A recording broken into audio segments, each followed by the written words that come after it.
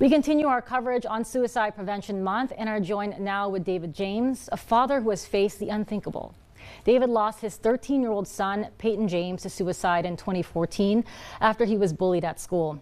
David, thanks so much for joining us today. Thank you for having me. I appreciate it. Well, I do want to start off with, it's been nearly a decade since you lost Peyton, but I imagine the grief of that never goes away. With suicide being the second leading cause of death for people ages 10 to 14, how important is it for you to raise awareness to this day? It's incredibly important. I mean, this is a problem that's not going to go away. And after Peyton passed, I was shocked at how little 10 years ago people knew about it. And the stigma behind mental health issues and suicide was incredible. You know, I offered to speak at various schools and was shut down. They didn't want to talk about it. We didn't talk, it was, a forbidden topic in a lot of schools. And lately, the tide has changed once we're seeing that, it is an actual issue that has to be dealt with. It's not going to go away just by not talking. Exactly, and we use this month specifically to shift that public perception, spread hope, and share the vital information to people affected by suicide. And as you said, why is it so important to destigmatize these conversations surrounding suicide? The key is people want to talk about it. The people that are suicidal, that attempt to take their lives, don't necessarily want to die. They want the pain, the psychological pain that they're suffering from or afflicted with, to end. Just like if you had a toothache or a broken bone, you'd want to seek medical treatment. It's the same thing there. In fact, mental pain can actually, manifest into physical pain. So people need to be able to seek help, and they need to remove the stigma that goes along with it. So what would you say the big message you would like to share today during Suicide Prevention Month?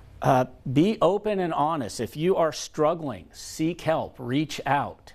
If you see someone that is struggling, if you see sudden changes in mood or attitude from their personality, talk to them, be there for them.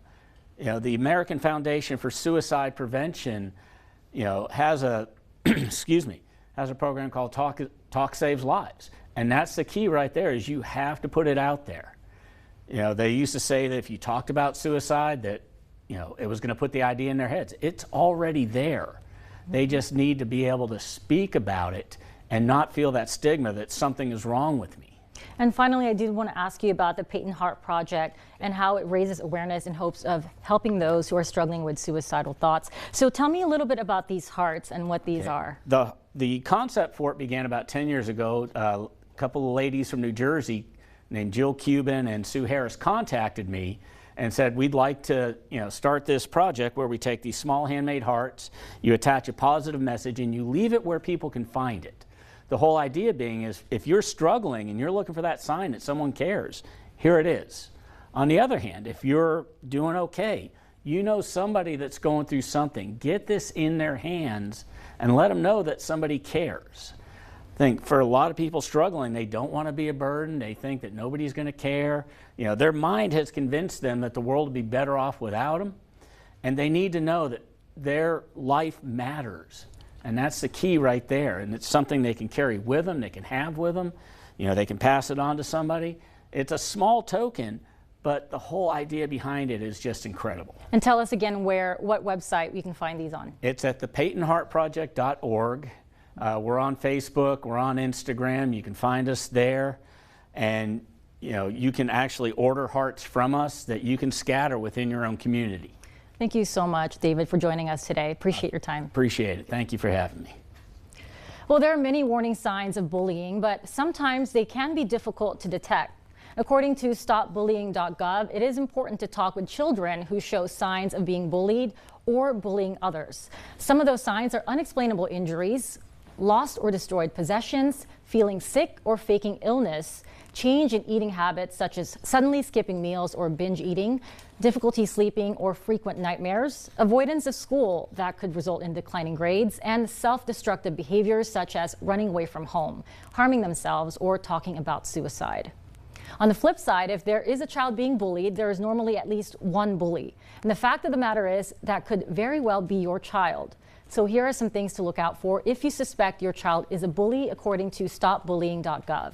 They may often get into physical or verbal fights, associate themselves with friends who bully others, are increasingly aggressive, take trips to the principal's office or to detention frequently.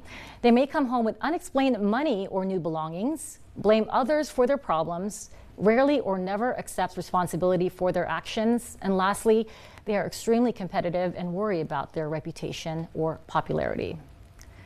Now, if you suspect your child is a victim of bullying or a bully themselves, reach out to their school counselor to see how your child can be helped. And if you or anyone you know is suffering from suicidal thoughts, the Suicide Prevention Hotline can be reached by call or text by dialing 988.